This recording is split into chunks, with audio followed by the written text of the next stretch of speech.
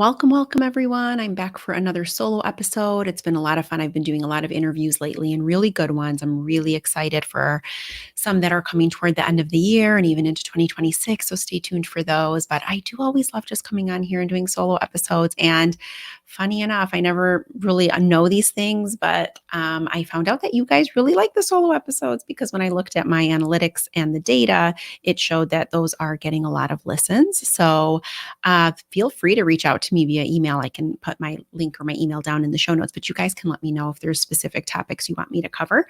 But it does seem like the solo episodes are resonating, and I'm glad. So my goal with these is usually to touch on a specific topic and to give you some tangible takeaways and tools in a short amount of time. I don't want you to sit here and listen to me for an hour. And I don't really want to talk for an hour. So let's jump into it. So I want to really tackle this idea of reactivity today and overreactions, and also talking about underreactions. So we spend a lot of time focusing on yelling at our kids, right? No one wants to yell at their kids, but then often we find ourselves in this pattern of like, well, they don't listen unless I yell, or I tried not to yell. I said it really calmly 5 times and then they didn't do anything. So until I yell, that's the only way I get them to do the thing I need them to do. Then usually we feel really guilty and we hate that we yelled, and then we try to find them, and then we repair, and all that is great. But my aim is like, can we kind of think about how can we prevent the overreaction in the first place? And again, we're not looking for perfection here.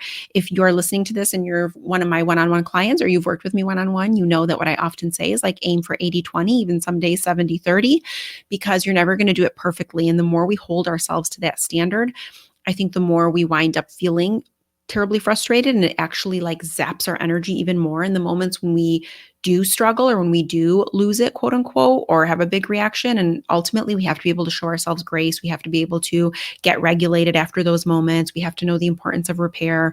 So I know it's tempting to sort of assume that you're always going to be calm and you're always going to do these things. But the truth is, it's really, really hard. It's really, really hard. Life is busy. Everybody's home life is a little bit different. But what remains the same is that parenting is a really challenging job, and to really get in there and do it with presence and with compassion and love, and really to be connecting, it takes a lot of work and it takes a lot of energy. And so it's understandable when parents are at the end of their rope and they're yelling because, you've answered the same question 15 times and you're like, I can't anymore. You know the answer. Stop asking me. So one, just know I see you and I feel you and I understand what you're going through. And two, let's not necessarily say that's it, I'm going to be calm today, because I think that's what happens is like that pendulum swings the total other way. And let's lean into it, like one small change at a time.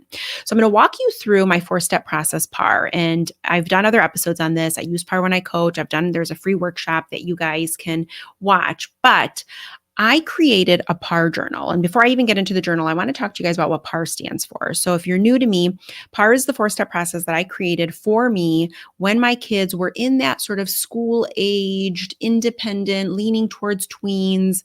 And I was starting to feel overwhelmed by sort of their responses back to me, and the way they would push back and the way they were kind of exploring their own independence, and really the fear it induced in me, and how I would have either sharp responses, or I would be snappy, or I would sort of say things that you guys have likely said, which is like, I wasn't going to yell today, but when you don't listen for the 100th time, I have no choice. Or when you don't do the thing that I need you to do, then I'm going to get upset. That's just what happens. And so when we kind of approach any problem that way, and we make the problem outside of ourselves, right? I wasn't going to yell, but you made me yell. That's usually, for me at least, a red flag, even beyond parenting, even in life, right? Like I was fine until my husband walked in and said this. If we're saying things like that, and what we're really doing is we're setting ourselves up so that we are so disempowered, because our emotional well-being, our peace, will always remain contingent on some external piece, some external experience. And if I allow my peace and my emotional well-being to always hinge off of something going right outside of me, then I lose the capacity to respond. And that's where our power lives. We cannot control outside of us. In fact, I'll be the first to say this, you really can't control your kids. We can motivate them in certain ways. We can create certain environments that are very conducive with the results we want to see, but you cannot really control your kids.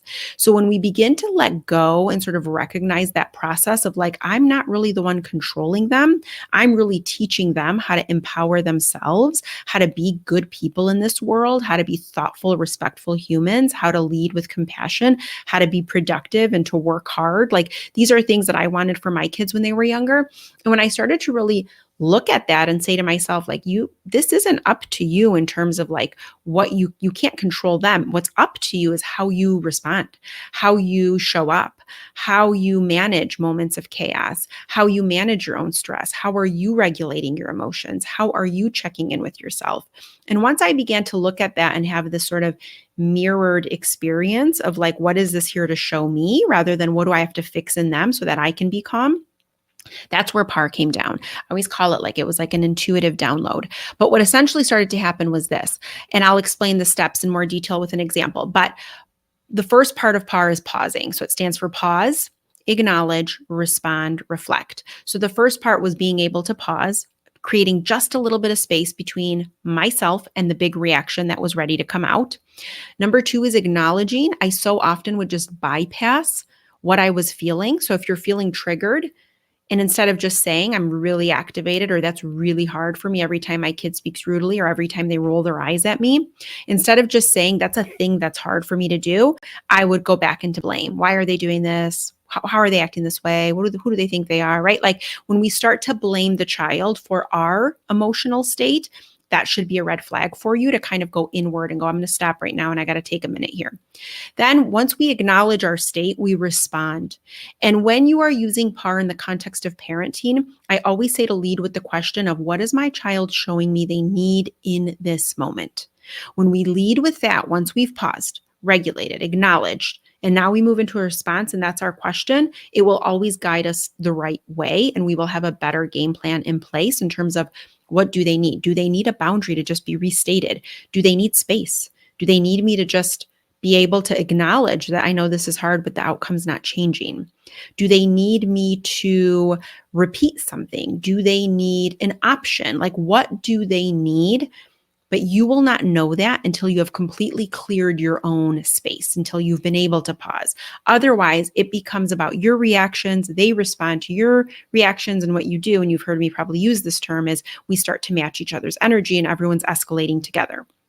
So really our role in moments when our kids become dysregulated is to anchor, to calm. As they dial up, we have to have a method of dialing down. So that's really what PARR was walking me through. So that first R stands for responding, but there was more. So when I first started PARR, I was like, okay, cool. I'm pausing. This feels good. I'm reacting, but I'm not, or I'm feeling it bubble up, but I'm not engaging in it. I'm choosing differently. Beautiful. But it didn't help my patterns change. I was still getting really overwhelmed by silly things, really, like a mess in the kitchen or backpacks on the floor or whatever, And I thought to myself, well, the only way through is I've got to really sit with this. And that's where that last R comes into place. And that was the reflection piece. And when we reflect, what we're really doing is we're looking back at the event with neutrality. We're not looking at it with any kind of like, I'm so ashamed of myself. I'm mad at myself. I don't know what I'm doing, da, da, da. Like we're resisting the negative self-talk. And you're really just looking back at it moment to moment. Okay, this happened. The minute this word was said, I could see myself getting escalated. When they screamed no at me, that was it. I lost it. What is it about that moment? What is it about our kids being rude, rolling their eyes, screaming no, that really is it takes me to a different level, right? Takes me to a new state. What is the story I'm telling myself about myself in that moment? Because usually that's where the trigger lives.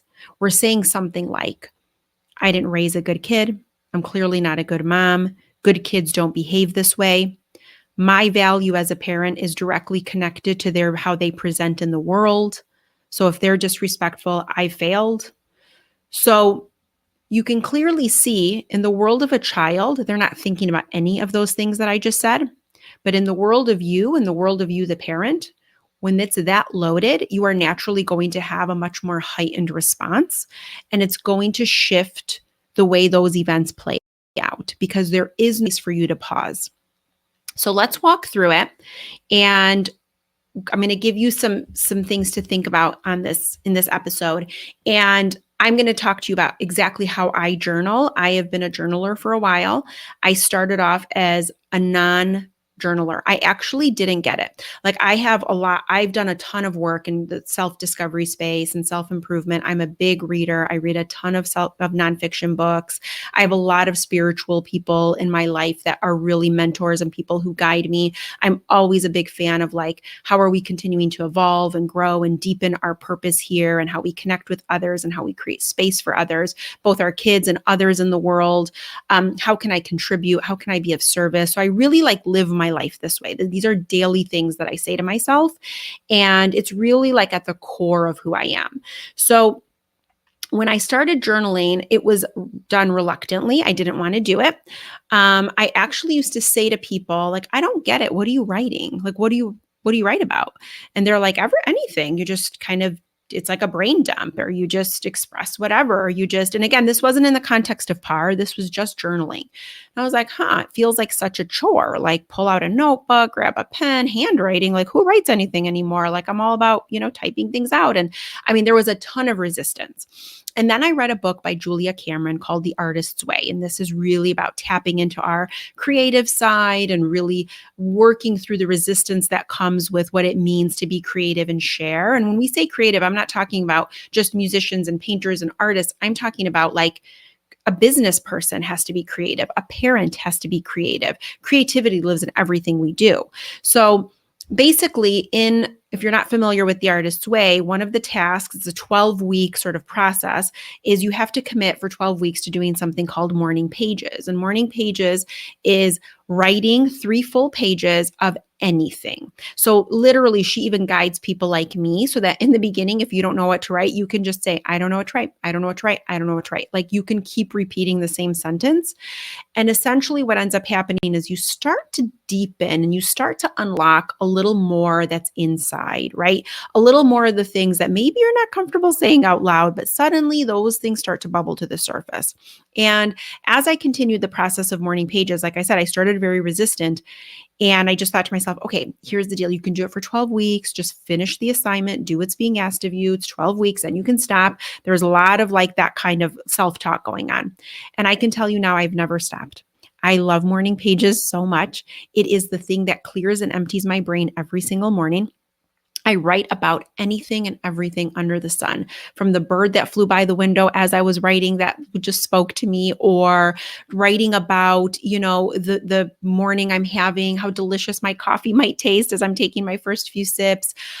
It's just anything. If there's something that's really on my mind, I just write it all out. And it's been such a wonderful practice. It's improved the way I write as a writer. It's helped me work through things that otherwise would have sat and festered inside of me. What really happens when we journal is, and this is my own belief, but I'm sure there's like somatic people out there who would agree, is that I believe, one, we are actually like pen to paper doing it, which the motion and the movement from like our brain processing what we want to say and then converting that into written form, there is a little bit of a release that just happens. Number 2 is we create some good space and distance between the things in our head, right? Those ruminating thoughts. And now we're giving them somewhere to go. We're giving them a place and we're making it tangible. And that's the piece that's been the most helpful for me. It's like this exiting that happens. There is a space and a distance now between where it lived in my mind, the mental real estate it's sort of consumed, and now it's no longer in my body, it's on the page and I can see it. And when we can see it with some distance and with some space, you get new perspectives. You think about it a little differently. Sometimes it just feels good, like you just released, let it go, and then you don't think about it again. There are so many benefits. So fast forward to the PARR Journal. I was actually hosting a workshop. Some of you may have been on there. And a few people said, we try to PARR our way through our day, and we've started to do it in our notebook. Is there any way you can just make a PARR journal? And I was like, I can totally make a PARR journal. That's a really good idea. So I got to work and I wanted it to be a little bit of a book, meaning I wanted there to be about 10 to 20 pages that guided you through the PARR process.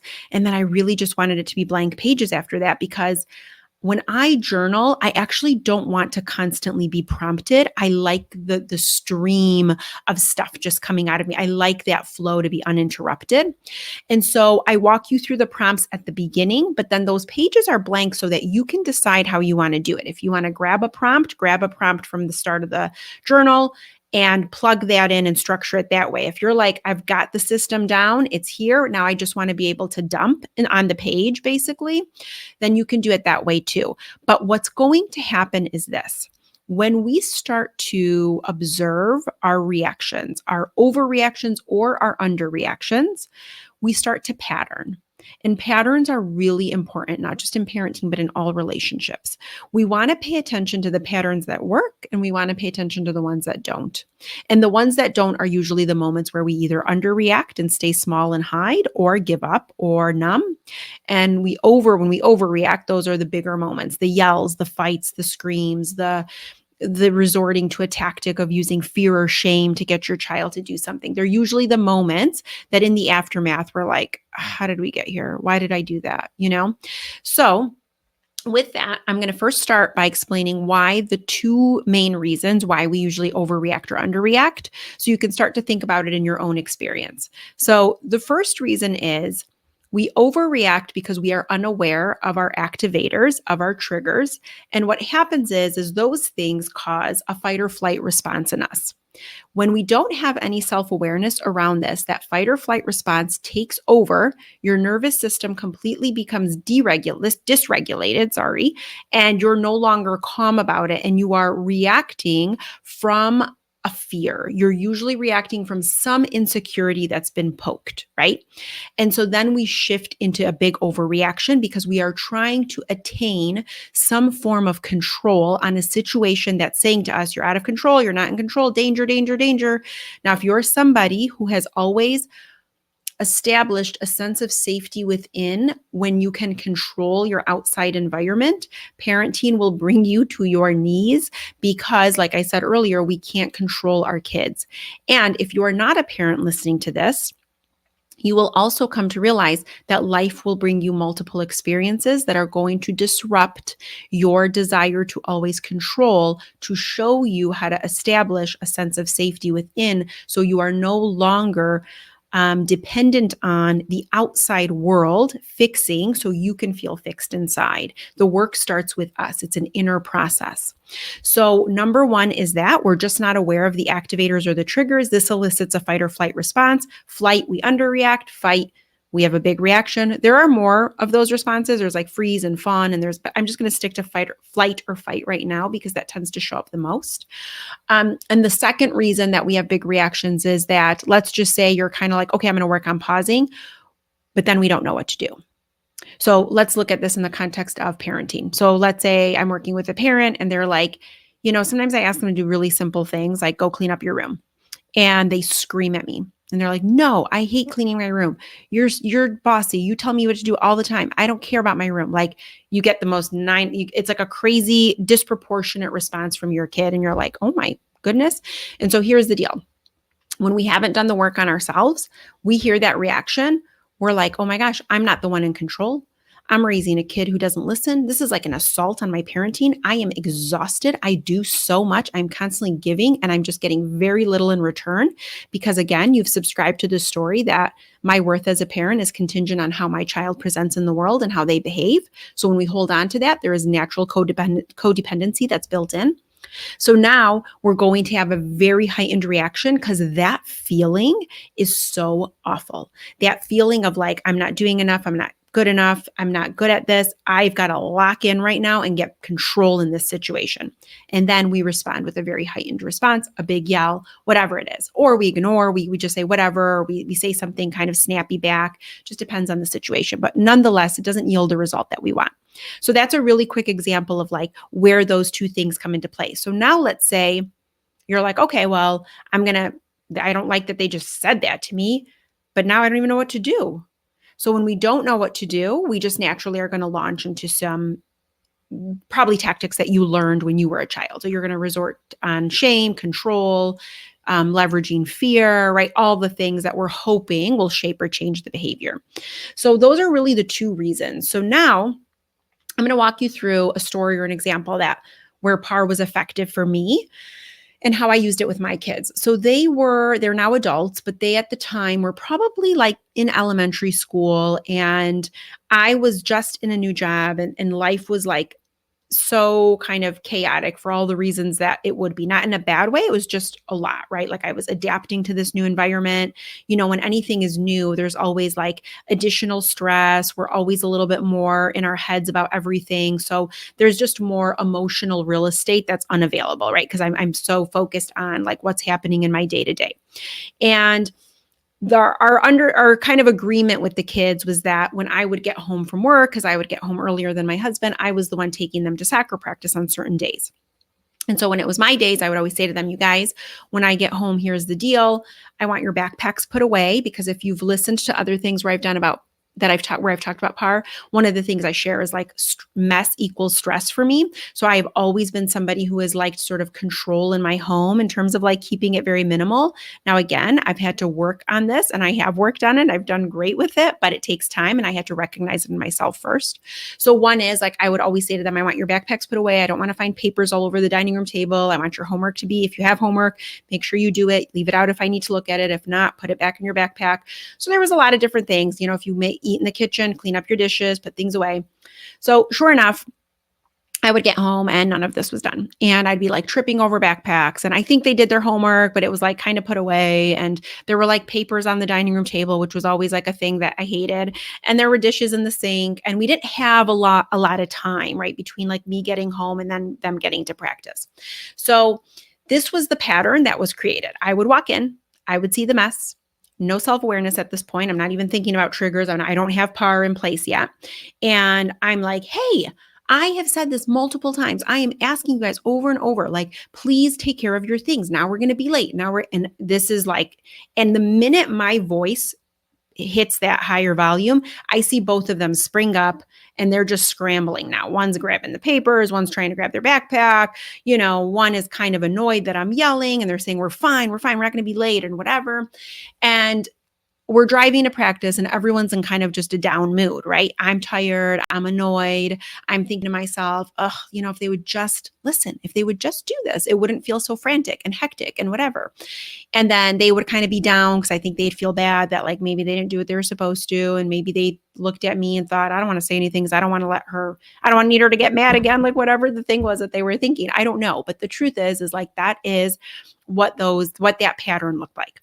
So then one day I walk in. And this was sort of where PARR began. And I just got ready to engage in the exact same pattern, right? Backpacks are in my way, papers are on the dining room table. And instead, I just said to myself, just pause. It was like this whisper came through and it was like, just pause. And then I just was like sitting in it and I was just feeling my body breathe. And I was really faced with this moment where I was like, you have two choices. You can keep yelling. You can keep doing the same thing you're doing every single time this happens, or you can take on a totally different approach. You know what? If I were you, do nothing and just pick up after them and don't say a word. And so that's what I did. And I thought to myself, you know what? I like the way it feels right now, just breathing in my body and being calm. I don't want to disrupt that.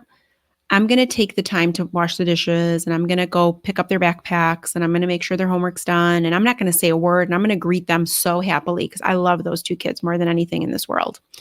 And I walk in, I don't say a thing. They don't say a thing. Everyone's just happy to see each other as if nothing's wrong.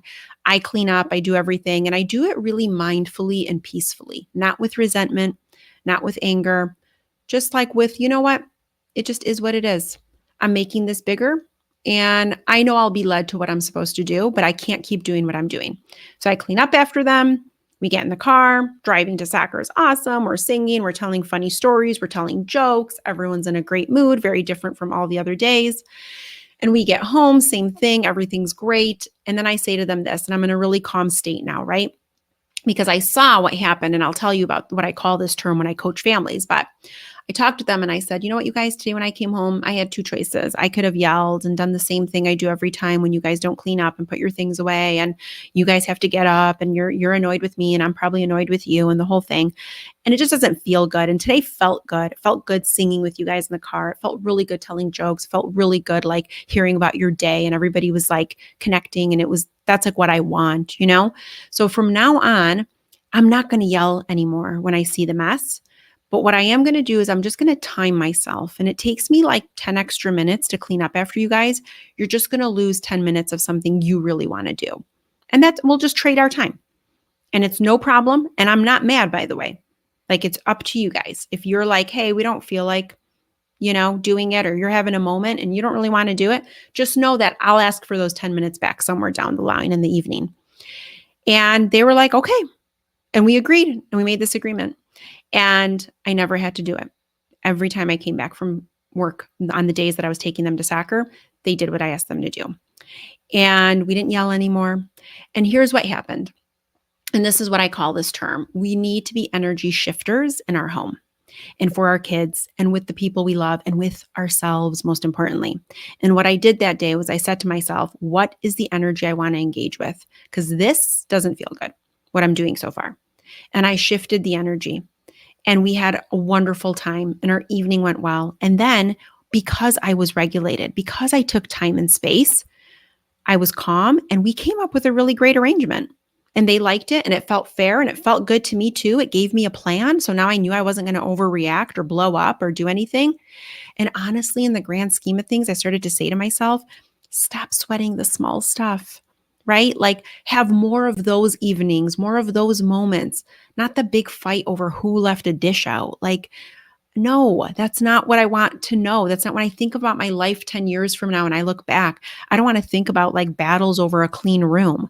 I want to think about the funny jokes we told. I want to think about bike rides together. I want to think about when we were in the car driving and they finally opened up and said how upset they feel about something, and they shared something with me because they felt comfortable and safe. Those are the moments we want to create. And when we're constantly layering on just things that feel pretty insignificant in the grand scheme of things, we're just missing the point. So that's how I used PARR. So I'll walk you through how I used PARR. So essentially, I got that pause, right? I talked about how it was like I had the choice. I acknowledged, right? Mess is stress for me. And by the way, this didn't go away. I still, if I see a mess, I'm like initially like, ooh, it's stressing me out, but I can manage it. Because now I choose how I respond to it. I can either look away, close a door, can deal with it. If it's really bothering me, then I can clean it up. It's not a big deal, right? But that's so different, right? I shifted my energy than blowing up and blaming everyone else in the house for the mess. And then I reflected.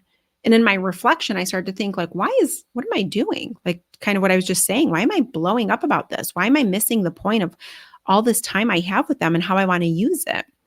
Like, yes, do we want to teach our kids responsibility? Absolutely. Do we want to teach our kids to take care of their things? Yes.